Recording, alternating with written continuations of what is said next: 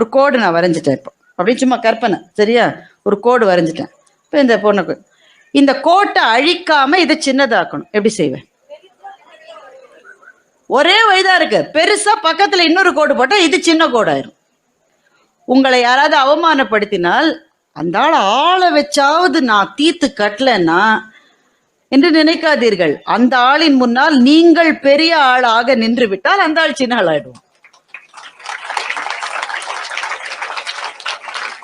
நண்பர்களே, அதுதான் நீங்கள் விழுகிற போது, விழுந்துட்டேன்னு நினைக்கிற போது மனசுக்குள்ளே வர வேண்டியது மகாகவி பாரதியினுடைய அந்த கவிதை தான். தேடிச்சோறு நிதம் தின்று பல சின்னஞ்சிறு கதைகள் பேசி மனம் வாடி துன்ப மிக உழன்று பிறர் வாட பல செயல் புரிந்து நரை கூடி கிழப்பருவம் எய்தி கொடுங்கூற்றுக்கு இறையென பின் மாயும் வேடிக்கை மனிதர் போல் நான் வீழ்வேன் என்று நினைத்தாயோ?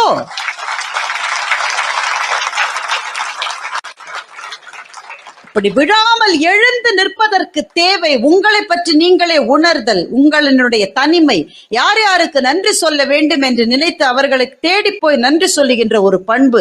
இதையெல்லாம் செய்வதற்கு எனக்கு தைரியம் வேணும், எனக்கு கரேஜ் வேணும் என்றால் அதை தருவதற்கு கோடி கோடி புத்தகங்கள் இந்த உலகத்திலே கொட்டி கிடக்கின்றன. வாழ்க்கை என்பது நம்மை ஒவ்வொரு நாளும் சலனப்படுத்தும். ஒருத்தன் ஒரு குருவை பார்க்க வந்தான். அவன் சொன்னா, குருவே எல்லாரும் என்ன திட்டுறாங்க, போற வரவெல்லாம் உதச்சிட்டு போறான், என்ன செய்வது? அவர் சொன்னா, சரி உட்காருப்பா, நான் உனக்கு வழி சொல்றேன், உட்காருங்க உட்காரு. ஒரு கப்பில் தண்ணி கொண்டு வர. அவங்க நினைச்சா தண்ணி கொடுக்க போறாரு. அந்த தண்ணியில ஒரு 2 ஸ்பூன் உப்பை போட்டார். உப்பை போட்டுட்டு இதை குடினர். அவன் அதை குடிச்சோன்னா அப்படியே ஒமட்டுது அவனுக்கு. குருவே என்ன பண்றீங்க? தண்ணியில 2 ஸ்பூன் உப்பை போட்டா எப்படி குருவே நான் குடிப்பது? குடிக்க முடியலையா? எப்படி குடிக்கிறது? சரி வா என் கூட. குளத்துக்கு கூட்டிட்டு போனார். நல்ல குளம் இருந்தது அந்த ஊர்ல, நம்ம ஊர்ல இருக்கான்னு தெரியல. நல்ல குளத்துக்கு கூட்டிட்டு போனார். அதே 2 ஸ்பூன் உப்பை போட்டார். இப்ப இந்த தண்ணியை குடி. அவன் குடிச்சான், ஒண்ணும் இல்லை. ஏன்பா, இதே 2 ஸ்பூனை தானே அங்க போட்டேன், அந்த தண்ணியை குடிக்க முடியாது, ஒமட்டுதுன்னு. அதே 2 ஸ்பூன் எங்க போட்டிருக்கேன், இது மட்டும் நீ ஒமட்டலையே? இப்படி என்ன குருவே அது? அது சின்ன கப்பு, அதுல உப்பு போட்டா ஒமட்டும். இது இவ்வளவு பெரிய குளம், இதுல உப்பு போட்டா எப்படி ஒமட்டும்? உன் மனசை ஏன்பா கப்பா வச்சுக்கிற, குளமா வச்சுக்கோ ஏன்னு குரு சொன்னேன்.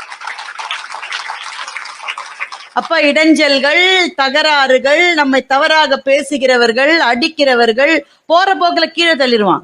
நண்பன் மாதிரி பக்கத்திலே இருப்பான், கடைசியில் பார்த்தா அடி அவன் தான் போட்டிருப்பான். நம்ம வெளியில தேடிட்டே இருப்பான், எவனோ யார் என்னை அடித்தது, பக்கத்துல இருக்கிறவன் தான் அடிச்சிருக்காங்க. வெளியில உங்க விரோதி வெளியிலேயே இல்லை, எப்போ பக்கத்திலேயே தான் இருப்பான். அதை மாத்திரம் தயவு செய்து வாழ்க்கையில புரிஞ்சுக்கணும்.